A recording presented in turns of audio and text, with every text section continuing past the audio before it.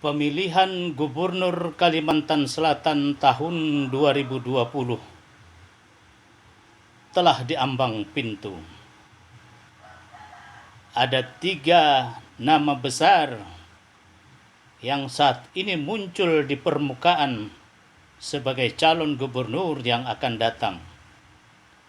Di antaranya Haji Sahpirin Nur, Gusti Pangeran Khairul Saleh, dan Profesor Dr. Denny Indrayana.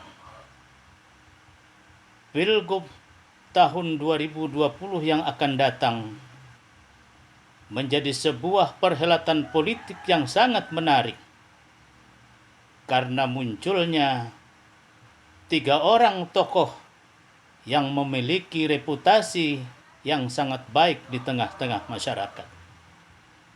Masyarakat dapat memilih pilihan-pilihan yang terbaik di antara calon-calon terbaik yang muncul saat ini.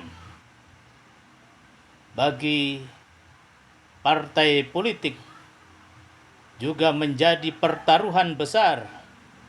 Mampukah partai politik melahirkan calon-calon gubernur yang berkualitas, yang menjadi harapan masyarakat, yang mampu membawa Kalimantan Selatan menjadi provinsi yang maju, sejahtera dan berkeadilan. Fahmi Amrusi, Rumah Banjar, melaporkan.